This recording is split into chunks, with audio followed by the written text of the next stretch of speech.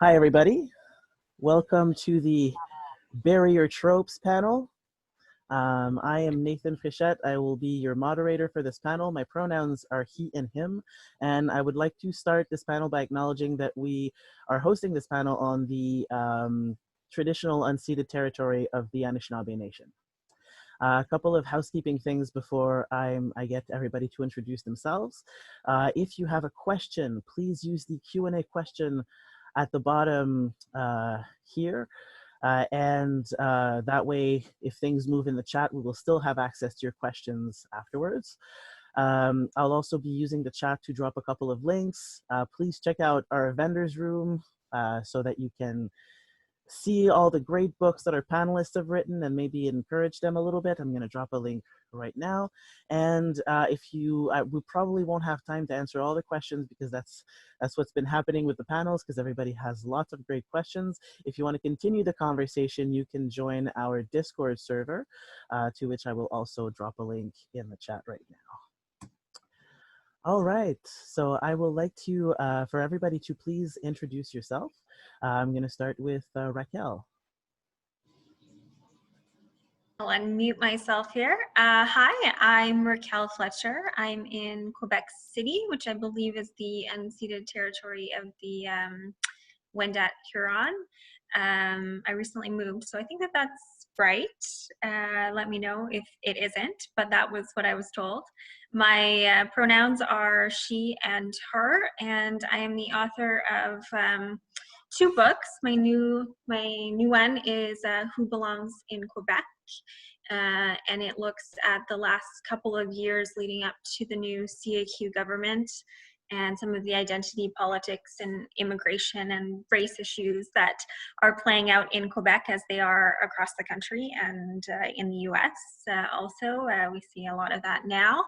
And then a couple years ago, I also wrote a memoir the year I turned 25 about my very interesting year, we'll say, being a TV journalist and kind of, this was before Me Too, but during sort of, I guess, the lead up to the Me Too movement and sexual harassment in the street and that kind of thing, and being not a celebrity, but in the limelight in a way that I was uncomfortable with. So those are the two books that I can talk about, and I'm very excited to be here. Thank you so much. Jennifer, can you go next? I'm Jennifer Lee Rossman. I live in Binghamton, New York, which is the unceded territory of the Onondaga people. I am the author of Jack Jetstark's Intergalactic Freak Show and the co-editor of Space Opera Libretti, which is space opera, emphasis on the opera. I am disabled and autistic and bisexual and anxious. Thank you, you're awesome. Nathan, can you go next? Hi, my name is Nathan Burgoyne. I'm also in Ottawa, the unceded territory of the Anishinaabe. I often describe myself as the tall queer guy who writes short queer fiction, and that's probably as close as I can get to a base descriptor. My two most recent were Faux Ho Ho, which is a queer holiday romance. And then prior to that was my queer YA novel, Exit Plans for Teenage Freaks. And yeah, that's me. Awesome, thank you so much. Shannon. Great, so I'm Shannon Barnsley, and I'm currently in Brooklyn on Lenape land. And my hometown of Pennacook, New Hampshire, which has shaped me as both a writer and a person, is the home of the Pennacook. And I mostly write fantasy and poetry, but I dabble in other genres. And my first book is Beneath Blair Mountain. And I also have short story publications, including in Nothing Without Us by Renaissance. And I have a degree in creative writing / mythology and religion. So tropes and archetypes are my jam. Awesome, thank you. Oh, my pronouns are she, her. Thank you so much. Nicole. Hey, I'm Nicole. I use she, her pronouns. I am also in Brooklyn, so I am on the Lenape and Canarsie Land. I am the author of Mixed, which is nonfiction about race and mixed race families, and Last Dance, which is a short story collection, and a mental and physical health mess. So I am happy to be here. Awesome. Thank you so much. So we're going to start by defining what is a trope. And for that, I'm going to start with Nicole, since she went last. Cool. So I think for me, not having looked at a dictionary definition, a trope is writing a character that has been overdone. So like as much as I love, Harry Potter, like the poor orphan boy who, has superpowers and or is a Jedi and or is a demigod. And it's one example, but tropes are basically just kind of overdone characters. Shannon, is that, do you agree with that? Mostly, yeah. So I think like tropes, like the concept of tropes themselves are not like inherently good or bad. They're just like sort of stock character plot archetypes, and like what tropes obviously and how they're used is sort of what makes them good or bad, because they can just be like lazy shorthands and bad writing, or they can be used as sort of the toolbox that we use, like the language of communicating things, on multiple levels. So kind of, it's not the tropes, it's how you use them. Thank you for that. Nathan, do you agree with all that? Do you have anything to add? Yes, I'd still say that I think a trope can also just be something as simple as a turn of phrase. So like the way that fairy tales begin with once upon a time, that's a trope. So that, like they can be construct based as well. But yeah, other than that, absolutely. Jennifer, did you have anything to add to that? I see tropes as just a commonly used thing, whether it's a character or a plot twist. It can be good or bad. It can be lazy, but it's just something that is used often enough that we recognize it. And how we play with it makes it good or bad. Thank you. Raquel, did you have anything to add? Well, as a nonfiction writer, I think tropes are a little bit different, and I think I agree with what Nicole and Shannon said, and it's interesting because I was listening to Shannon on a previous panel about the apocalypse, and she mentioned tropes being, like we think of this post-apocalyptic society where everyone's going and hoarding toilet paper, but what about sanitary products? Hygiene products for women and other things that we might need. So it's kind of like this this thing that everyone recognizes because it's been pre-developed. This idea has been pre-developed for us. But in nonfiction, I think it's really important to make sure that it's true, to verify it, especially if we're talking about people. And we see that a lot of criticism right now in the media with the protests that are going on when we're talking about Black people and their interaction with police, because we have a lot of preconceived notions about what that is or what their experience is, and we see a lot of criticism of media not exploring that, not verifying it, not saying, okay, is it actually true? Is this the experience that this person has lived? Or is this just a stereotype that we have, that we recognize because it's existed, but it might not be accurate? And so nonfiction, I think it's more important to check your tropes. Thank you. Awesome. So my first real big question is, what is your least favorite trope? And we'll start with Jennifer. As a disabled person, I see that people like me exist as characters who are only in one episode of something, and our disability is part of the plot. Like the first time I remember there was a disabled character in Supernatural. She was deaf, and she was only there so that she could not be killed by the banshee that killed people with sound. And I think she did show up in another episode, but she was very quickly killed. So I don't like when marginalized characters exist for a purpose. It's very clear when they are doing that. Absolutely. Nathan, what about you? Yeah, I have to agree there. I despise the very special episode characters. I think for me, the one that I get frustrated with as a queer man is the sidekick queer, where we have that one queer character who has no life beyond being some sort of attachment or helper monkey version of a character for the main character story. Like we just exist in this little tiny bubble. There's none of the rest of us. So that one probably drives me the most up the wall. Yeah. Thank you.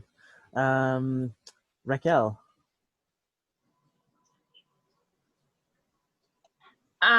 Personally, my pet peeve is the evil character. Like he's only evil. There are no good qualities about this person. And we do that a lot with like crime writing and stuff. You know, he murdered someone, so therefore he cannot be someone's brother or someone's husband, or that bothers me because no one is two-dimensional. I had a question for Nathan too, because he mentioned that he writes a queer fiction, and I don't like the term queer fiction, because why can't queer fiction just be fiction? I know why we use that, but it drives me nuts that we have to like specify it, because we're so like, fiction is heterosexual and it's white and it's, you know, this is this, and anything that veers from that has to have its own category, and I don't like that. Why can't it be different? Awesome. We're going to address that in just a minute. But Shannon, yes. So it's a two-way tie for me. I am a chronically ill, disabled person. And so kind of all medical narratives and disability narratives are stuck in really awful tropes, especially standing evilly. As I call it, is like I had to stop watching The Flash because literally every single episode ends in the character who's in a wheelchair just standing evilly and like all but twirling his mustache. And also like the heroic doctor who never gives up, and they just keep you in the hospital until they find out what's wrong with you and insurance doesn't exist. And then totally change of, you know, subject matter, but as someone who studied like mythology and religion, the like, these aren't your mama's fairy tales, these ones are morally ambiguous thing that we've been getting for the last 20 years is really annoying, because fairy tales are horrifying and violent and full of gore and sex and all the heads being chopped off. And so this idea that fairy tales are these nice little sanitized things for children is a really modern idea. And I think one of the dangers of like deconstructing tropes is really like good and interesting and it has a lot of benefit. But if you don't realize that the trope that you're deconstructing isn't that old, you're reinforcing that non-historical paradigm as existing more than you're actually deconstructing it. And so I think that that's like a trap that people fall into when they try to be like edgy and go in a new direction that isn't at all new. Nicole. I agree with all of that, especially what Jennifer said about the character, you know, showing up for one episode. One of the ones that I didn't hear mentioned is the Manic Pixie Dream Girl, just the woman who exists solely for the character growth of the man, drives me absolutely nuts. Although it is fun to play with the kind of reverse of that, and have a lot of really great, incredible women and non-binary characters, and have the man that only exists for their growth. I'm just going to mention one comment from the, sorry. I'm just going to mention one comment from the audience. Talia says it's important to remember all the tropes against transgender and non-binary people. They're almost always harmful, focus on the tragedy, criminality, etc. This isn't really a question, but something that is a major issue right now, and especially with various shows like Drag Race that emphasize harmful tropes about trans women. So I felt it was important to plug that into the discussion. And the intersectionality also, you know, particularly with Black trans women, we see that trope coming out and that bothers me because it's like racialized people already, there can only be like a couple of characters that fit them. So then if there's intersectionality playing out, then there's really only like that one particular stereotype, and that I feel like veering away from that, you're taking a big risk as a writer, because you risk losing your audience that now doesn't recognize what you're trying to do. And so anyway, I'm digressing, but I think as authors, you know, it's easy to fall into these tropes because you want to connect with an audience, and if you're going to veer away, then you have to make sure that you take your audience with you.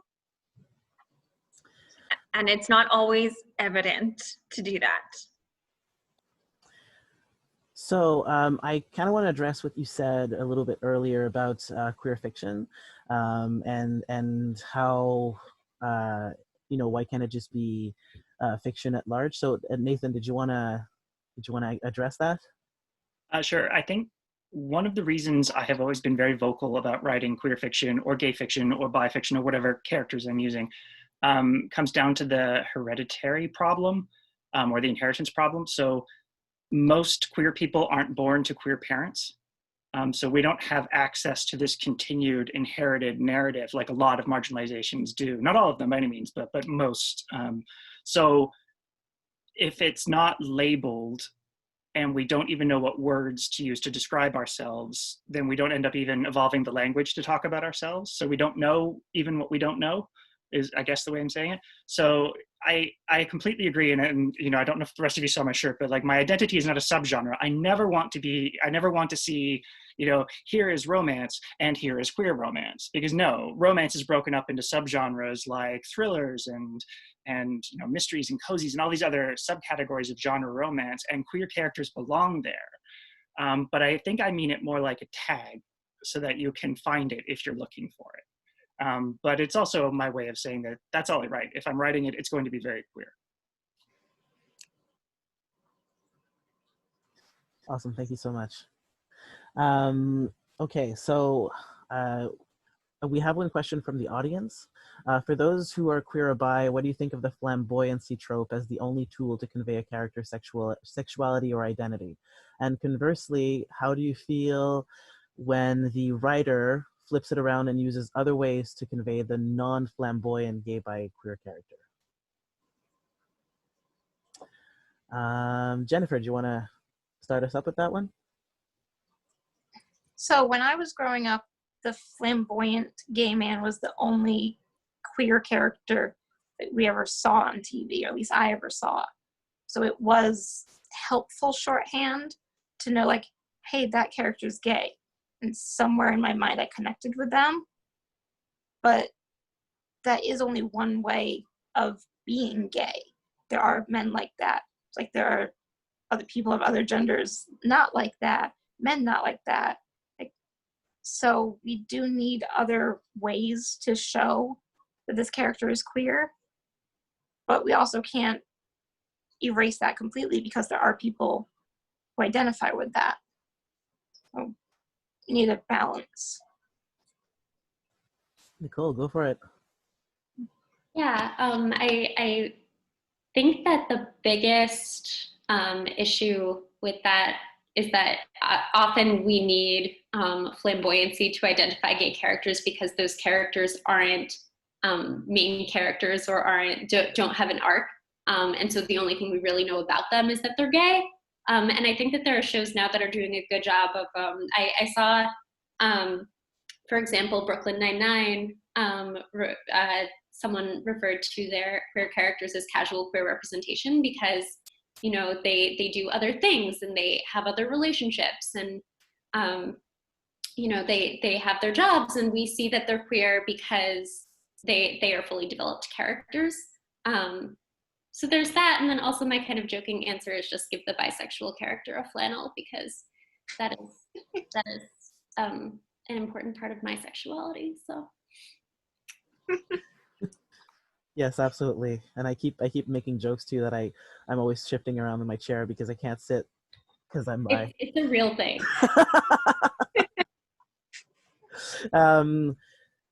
Did you want to go to that one too, Nathan?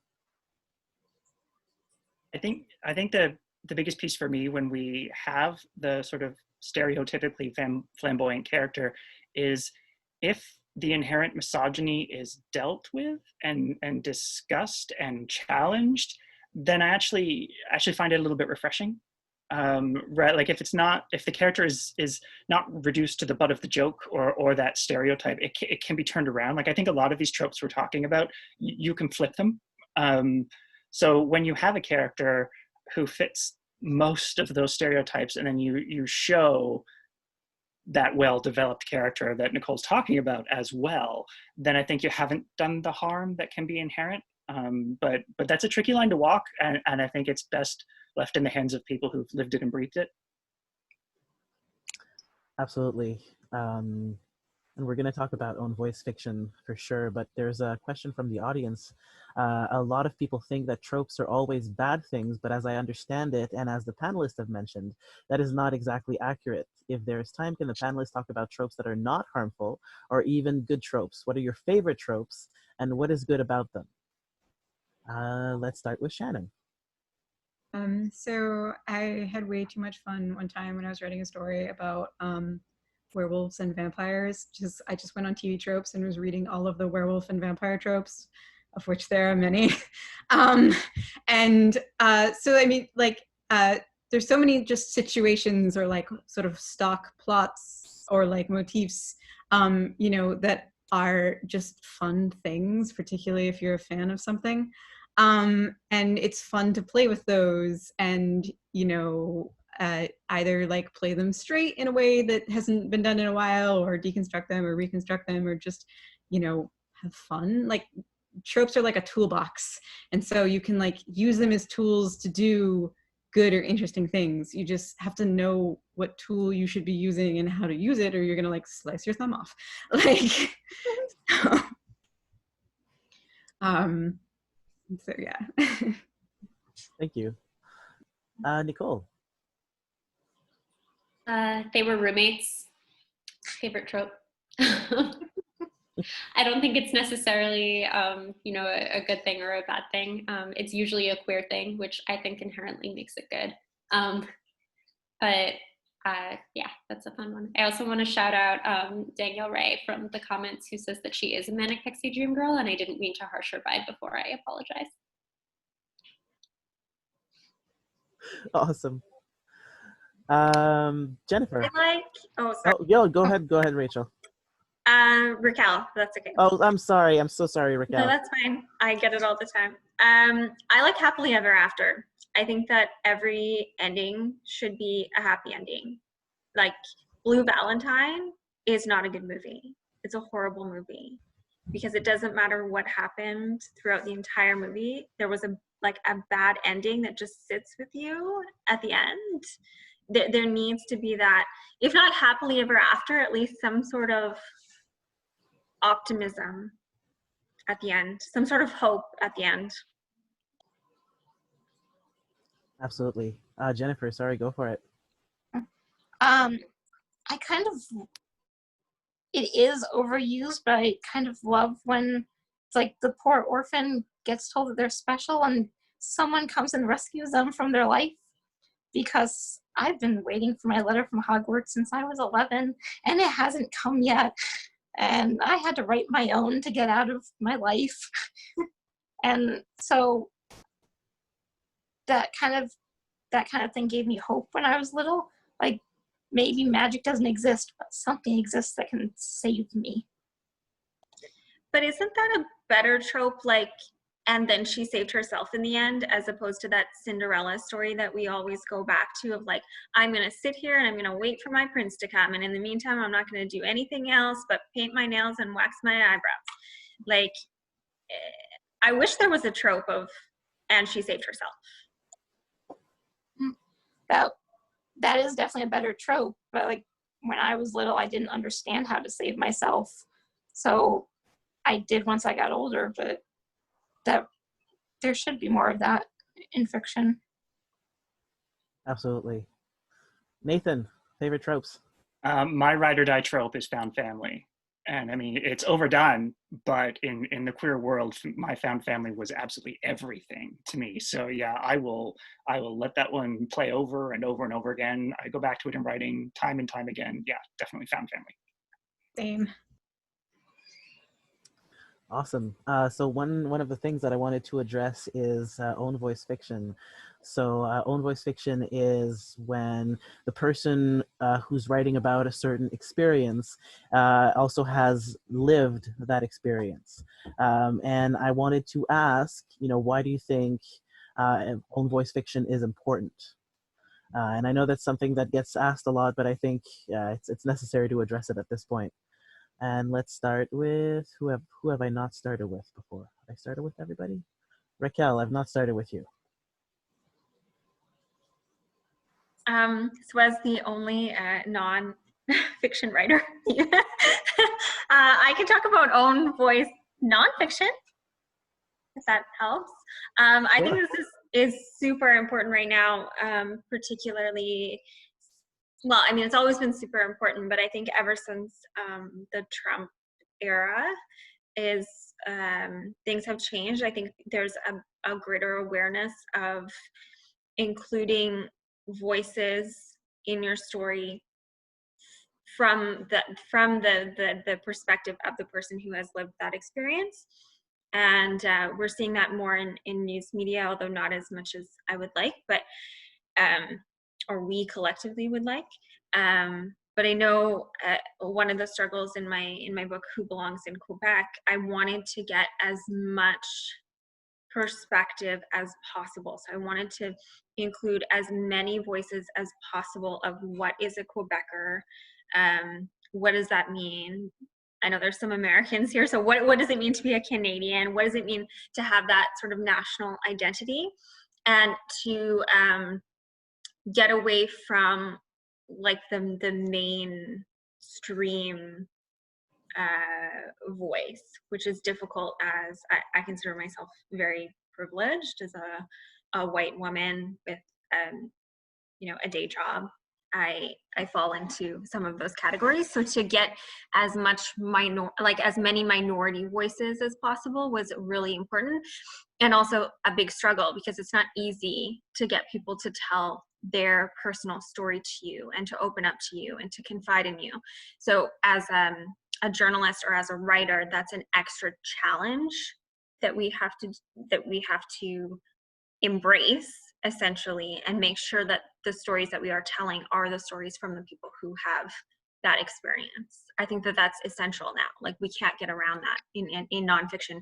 And authors who sort of like try to cut corners on those kinds of things, they're not going to get away with it anymore, because we're too aware of the work that we need to do. Thank you. Jennifer. If you don't tell your own story, someone else is going to tell it. And there's a very high chance that they're going to get it wrong or harmfully off center.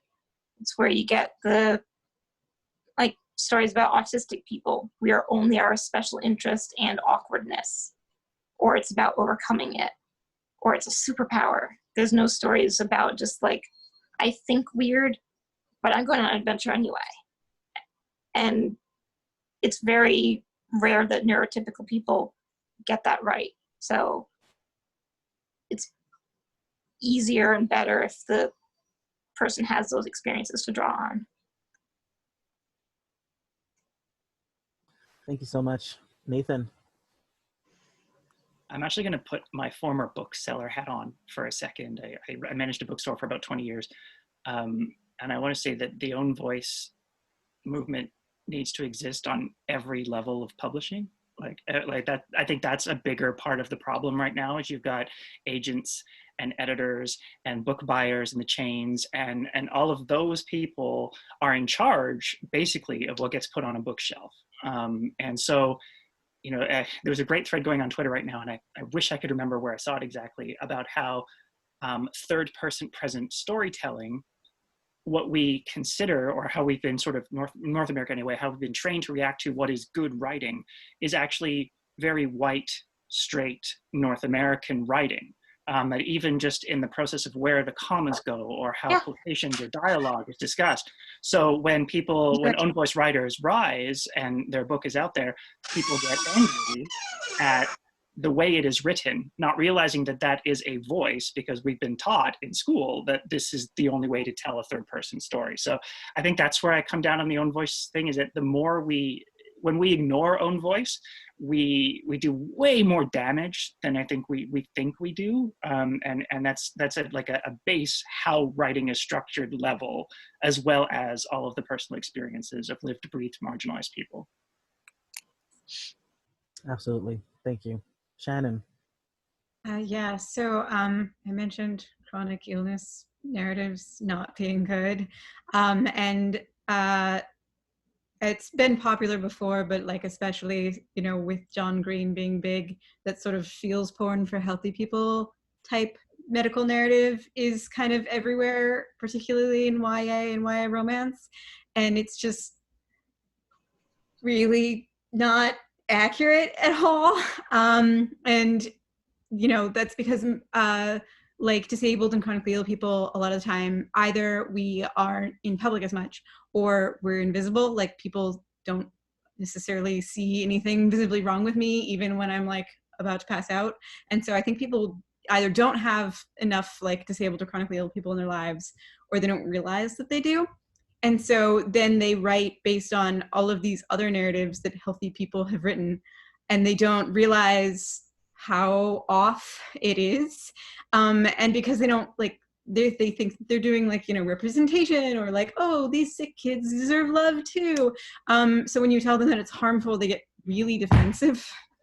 And so that's a pet peeve for me. And also I think it's one of the dangers of tropes, is that sometimes you get so far removed from the experience of own voices that you don't actually realize that a stock trope is a real community or person. Like one of the problems combating like anti-Ziganism or anti-Romaniism in North America is that most Americans don't actually realize that the Romani are an ethnic group. And so there's all sorts of harmful, long-standing tropes about you know, like the gypsy curse, or like the gypsy woman. And when people like from anti-Ziganism groups inform people that that's harmful, they don't know why, because they don't actually even realize that it's a real identity that's been made into like a stereotype. Like actually my partner was at a con, and it was an X-Men panel, and there was a guy from this group called Roma Pop who was asking about the portrayal of Romani characters in Marvel, because there are actually Romani characters, but they all have magical powers and they're sometimes evil. And one of the writers like literally started screaming defensively.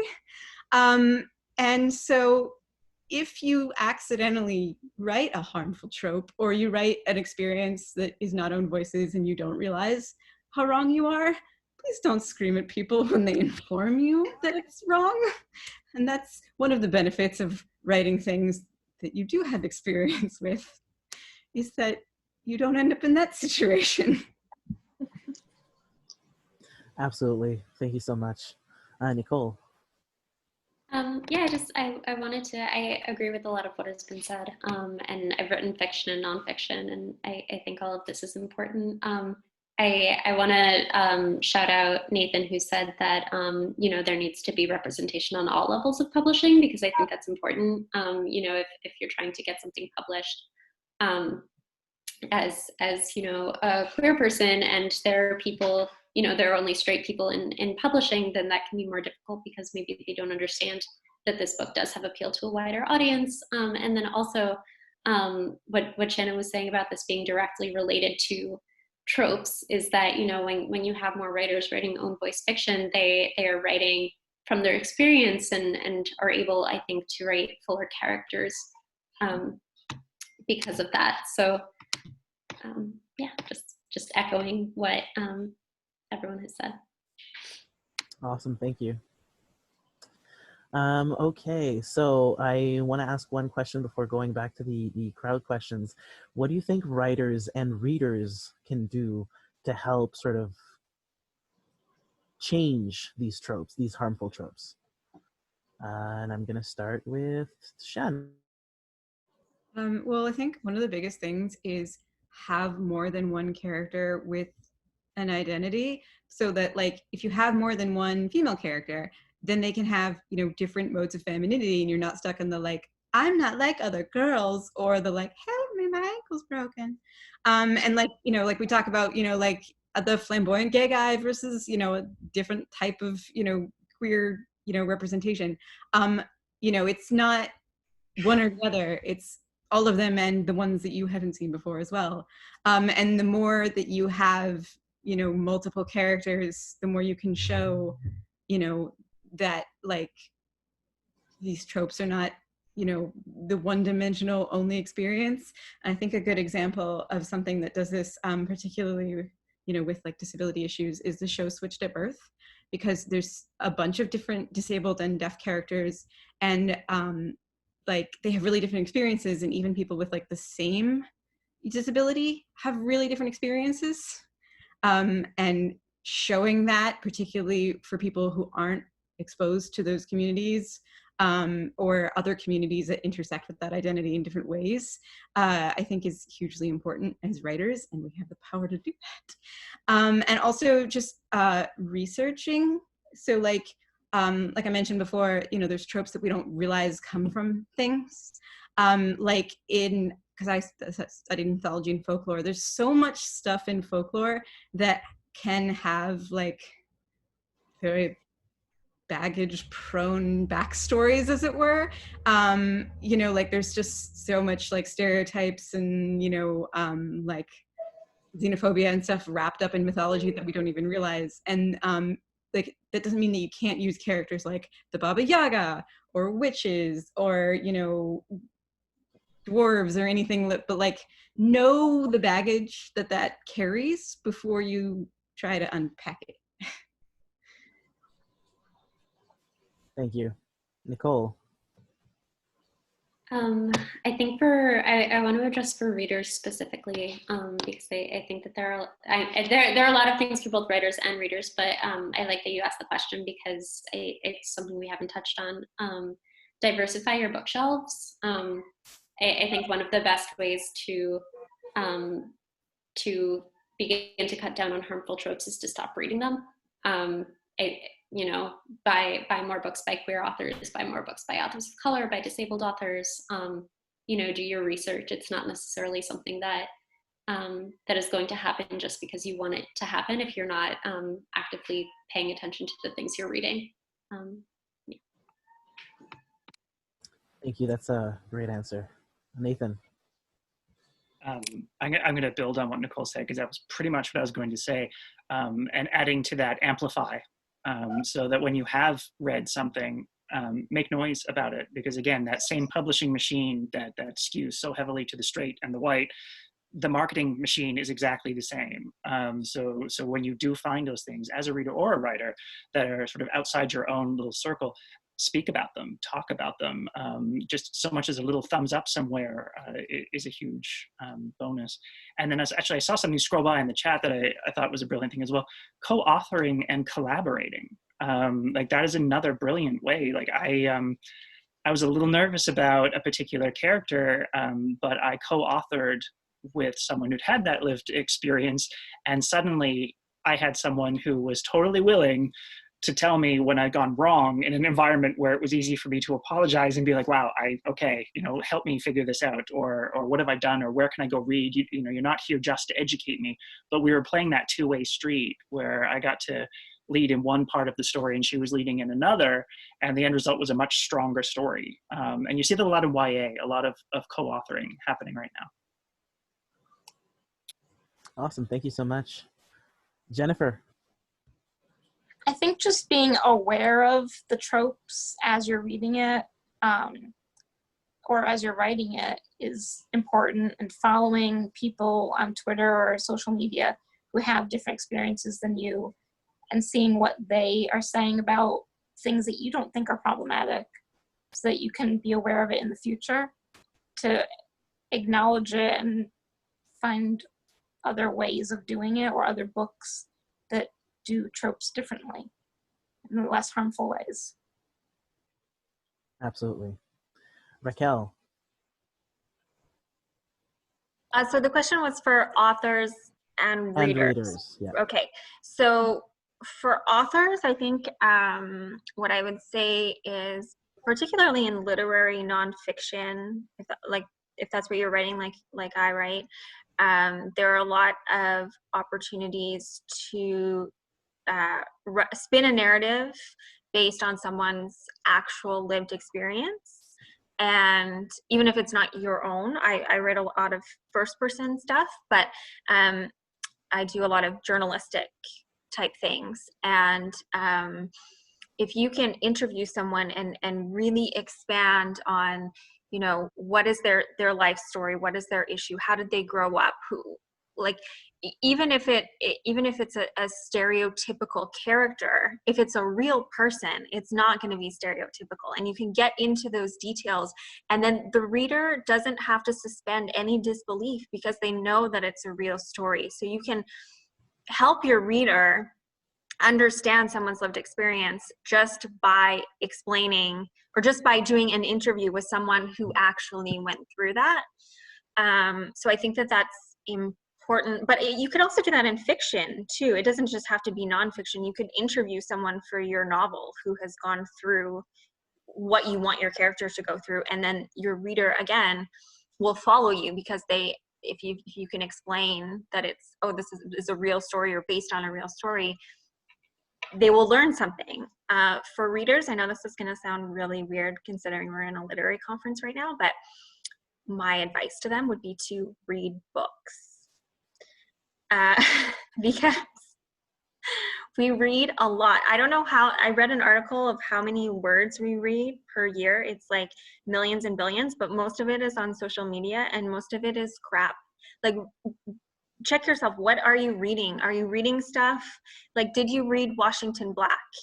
If you just spent the last 6 months reading shitty articles that you got off Twitter, but you didn't read like the latest novel that is won all these awards, then evaluate the quality of what you're reading.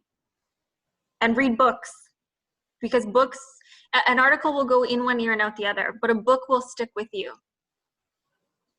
And you can invest in it. You can invest in the characters. That's all I have to say. Awesome, thank you. Just before I move on to more questions, going back to what Shannon had mentioned about Romany tropes and fairy tales and everything, Talia wanted to add, with common tropes, it's important to remember that there's a lot of anti-Semitism in tropes that come from fairy tales, witches, etc., and all that. There was actually one of the times people were talking about Harry Potter on Twitter, there was a conversation about, the banking dwarves and Harry Potter being like anti-Semitic, and someone's like, oh, it's not anti-Semitic, it comes from European folklore, and everyone was like, I have bad news for you about European folklore.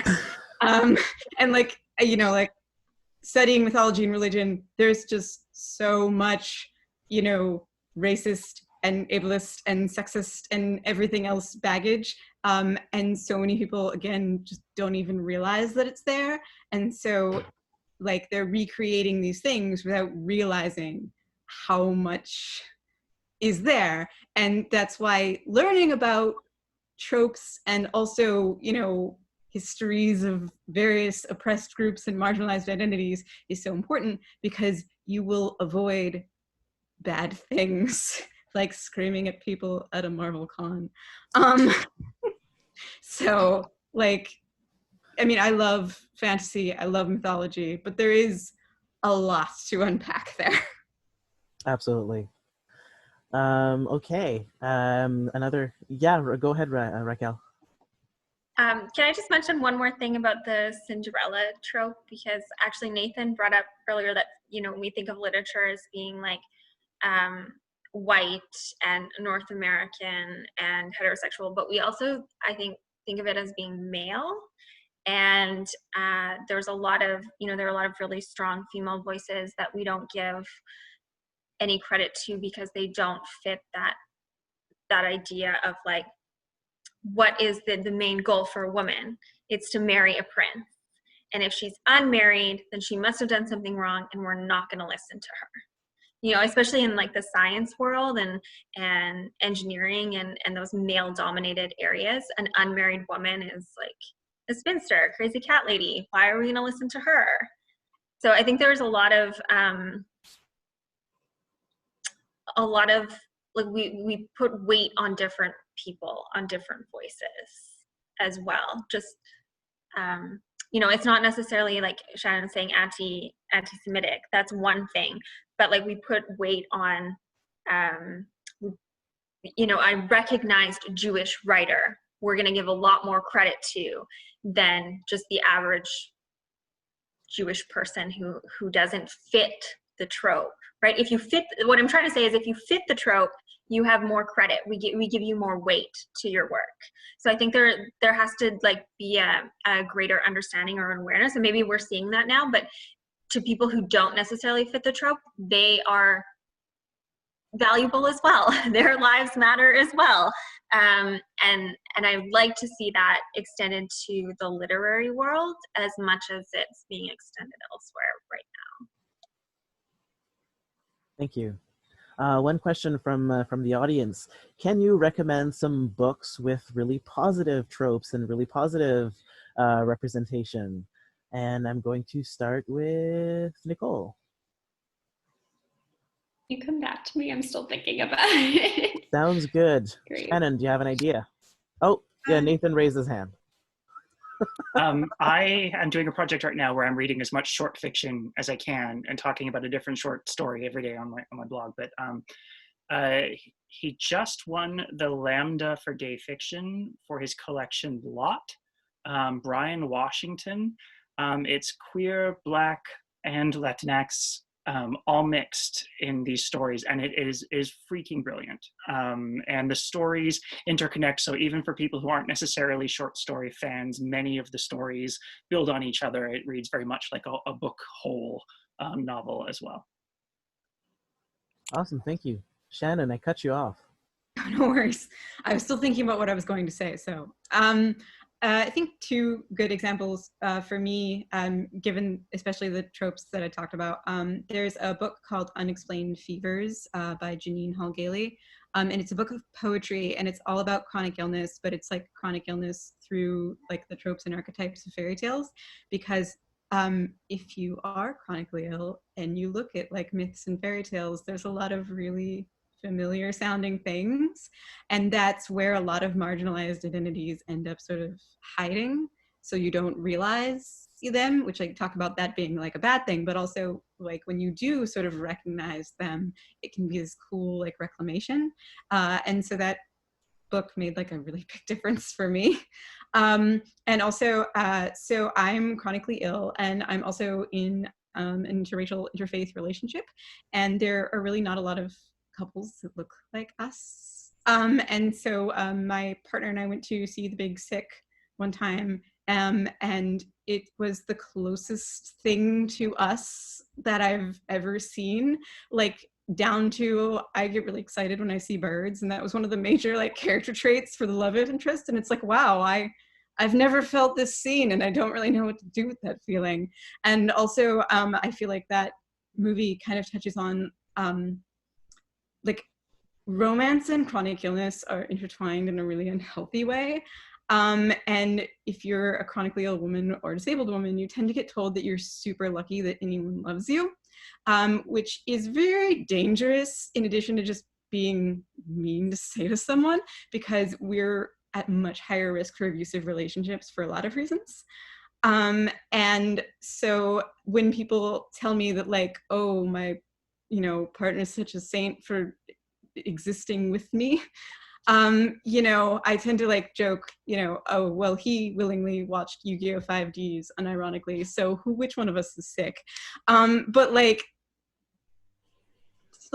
having romance for like chronically ill people where it can be a comedy or it can be serious, but like it's not like, oh no, I'm going to tragically die and inspire you, or the power of our love is going to make me heal and want to live again. Like breaking out of that is really powerful and actually has like real world change that it can do. So Awesome. Go to Nicole. Well, yeah, you can come back to me now. I've had time to think about things. I think I just finished Exit West by Mohsen Hamid, and it does a really great job, I thought, of kind of taking the like war in the Middle East, how these people are dealing trope and turning it into something I thought was really literarily beautiful.